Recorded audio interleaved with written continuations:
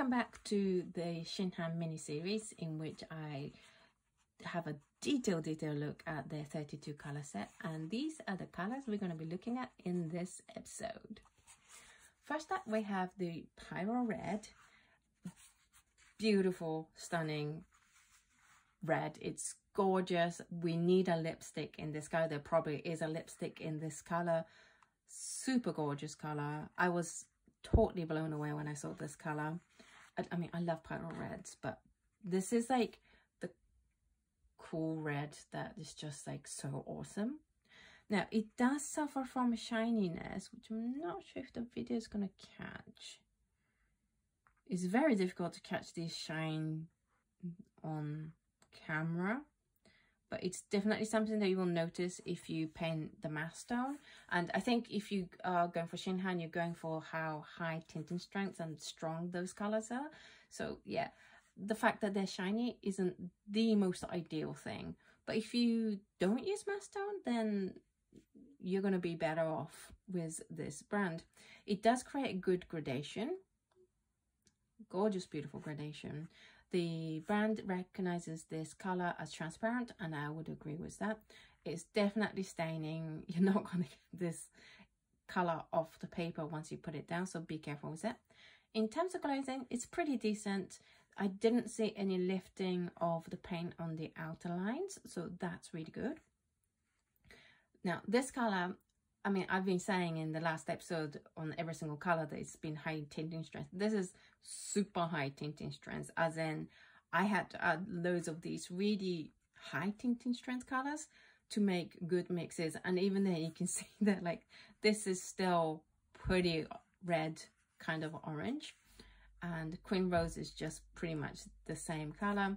The only difference, like a different color I managed to create, was with the Sailor Blue, which creates this gorgeous, almost in dance round blue kind of color. I'm sorry that the light level is changing. Right now, Edinburgh's weather is changing by the minute, but I have to get this filming done. So please bear with me about the light. I am so sorry about it. Next up, we have the Rose Madder.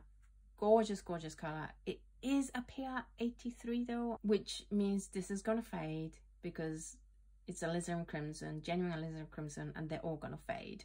So you're not gonna get to keep this color if you expose it to light, but it's a beautiful color, and it's like, yeah, this is the kind of color that you like. Yeah, I can see why people love alizarin crimson colors.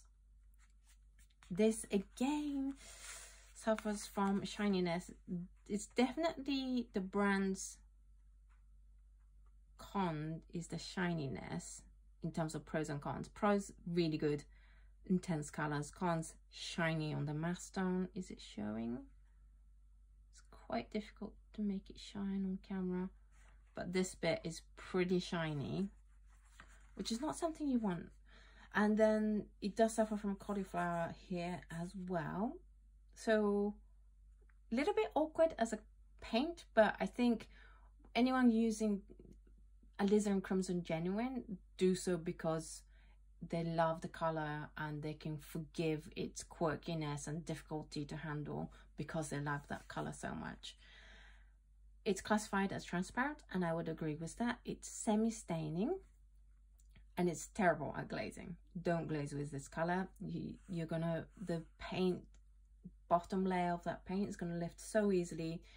You're gonna have a stressful time. However, gorgeous colors, can I just say, so pretty. This violet purple color is beautiful. This orange is beautiful. I love the colors. I think this is why people love the genuine alizarin crimson, is because it's so pretty.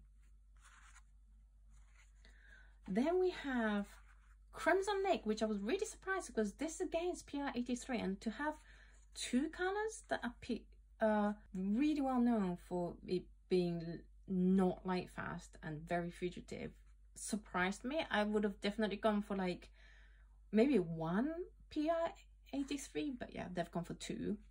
This is a Crimson Lake, and it is the pinker of the two colors. As you can see, this is more of the dusty rose kind of color, and this is definitely the brighter pink color.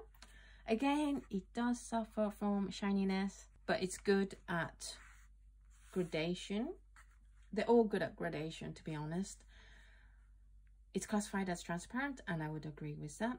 It is heavily staining, that bright pink. The thing is, it has this bright pink that I'm like, I don't tend to see that brighter pink in PR83. And they classify, they classify this as 3 out of 3 for light fastness and 2 out of 3 for light fastness. So they either have other colors than PR83 that keeps the light fastness up, or the light fastness is wrong. I'm not sure. If you want to know about light fastness, just in general, by the way, there is this amazing website done by my friend Lana called Sun and Color that tests all the light fastness properly. I obviously can't cover light fastness test when I do these first impression videos, because they take like 6 months at a time to do, and you also need a lot of windows. I don't have a lot of windows here. And so she's done all that super hard work of doing the light fastness, so do check it out.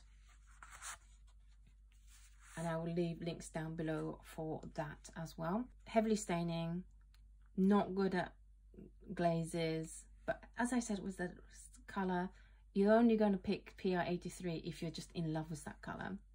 And oh my god, I'm in love with this violet. It is such a beautiful violet, and I totally get why people would still be like, yeah, but I'll put up with like the fugitiveness and all the other issues that come with PR83 because they get colors like this. Then we have Quinacridone Red, which is PV19, and I was relieved to find at least one pink color that wasn't fugitive. It is a violety color. I would actually call this a Quin Violet rather than Quin Red. This is definitely, yeah, I wouldn't call this Quin Red. Definitely a violety color, because when I show you the other colors, this is definitely not on the red scale, is it? This is definitely on the violet scale. Again, it suffers from shininess on the matte stone, which is a real shame, because it means I wouldn't be able to use this on the matte stone, which is what I would use it for. But it's good at gradating, but it suffers from cauliflowering. So 6 of one, 500 on the other, I think. It is transparent, and I would agree with that. It is staining, and it's pretty good at the glazing because it is a staining color and it is transparent. You see the layer clearly, you don't see the outlining lifting. In terms of color mixes, again, high tinting strengths creates beautiful strong colors. I love the texture of this orange color. Then we have the permanent violet, which is made with PV23, that's the dioxazine violet. And again, it suffers from shininess on the matte stone.